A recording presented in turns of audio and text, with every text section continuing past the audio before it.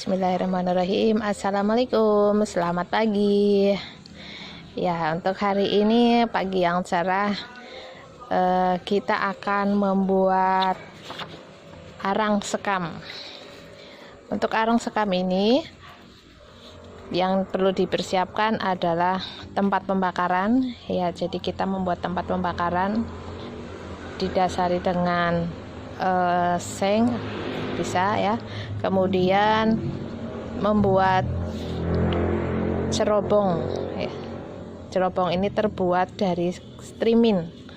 Kemudian di bagian bawahnya bisa dikasih dengan tisu untuk pembakaran. Kita pasang. Untuk bahannya terutama adalah sekamnya, dan sekam ini harus kering. Ya, kita persiapkan sekamnya dulu. Kita tata untuk melingkari dari striminnya. Jadi strimin ini nanti berfungsi sebagai cerobong asapnya.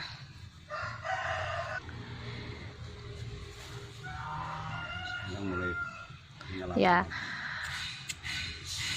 Kemudian untuk api, perapian kita awali dari strimin yang sudah terisi dengan tisu atau kertas ya. Nah, kita tata sedikit demi sedikit.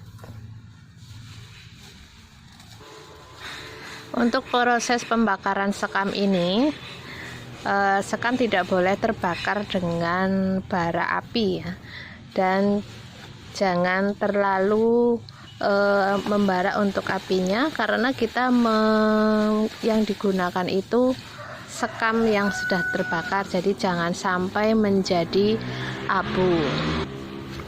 Ya, adapun untuk manfaat dan kegunaan arang sekam, bahwa arang sekam atau sekam bakar banyak dimanfaatkan sebagai campuran media tanam dan media tanam murni atau tanpa campuran. Arang sekam ini digunakan sebagai media tanam hidroponik dan campuran media tanam berbasis tanah.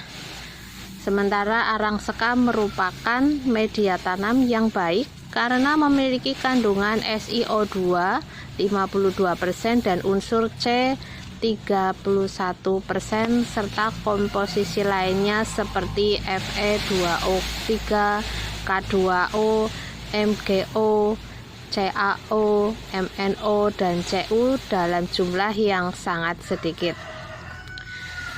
Sementara untuk unsur hara pada sekam yang sudah dibakar ini mengandung nitrogen 0,32%, fosfat 0,15%, kalium 0,31%, kalsium atau Ca 0,96%, Fe 180 ppm, Mn 80,4 ppm, Zn 14,10 ppm, dan pH-nya 8,5 sampai 9.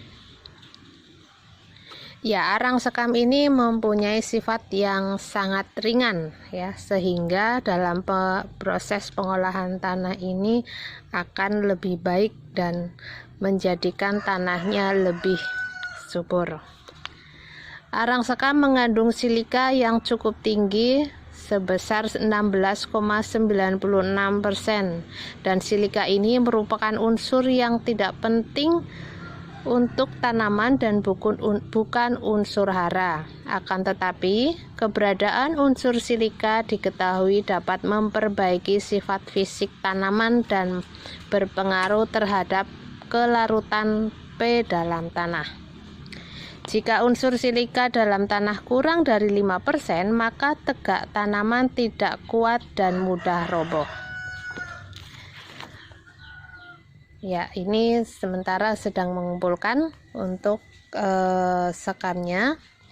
Dan untuk manfaatnya, arang sekam ini sangat banyak sekali sebagai media tanam, antara lain: 1. Menjaga kondisi tanah tetap gembur karena memiliki porositas tinggi dan ringan.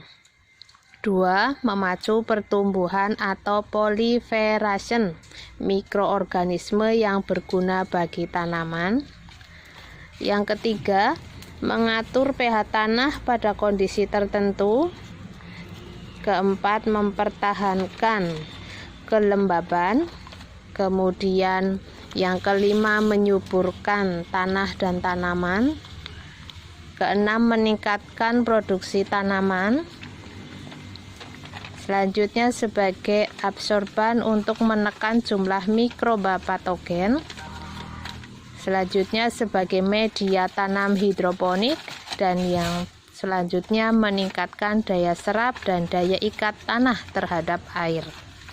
Ya, jadi arang sekam ini sangat baik ya. Kemudian pembakaran sekam ini bertujuan untuk meningkatkan kandungan karbon dan unsur hara dalam sekam padi.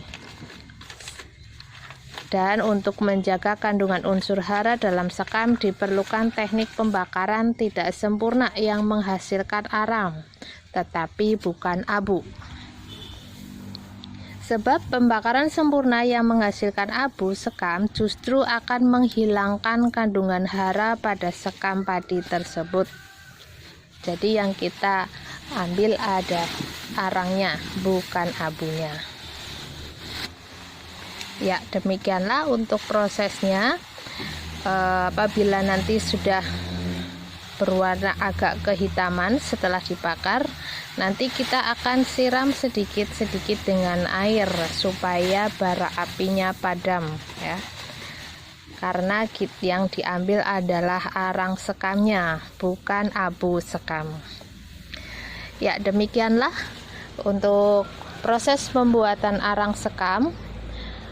Untuk hasil selanjutnya kita lanjut di episode selanjutnya. Terima kasih, semoga bermanfaat. Wassalamualaikum warahmatullahi wabarakatuh.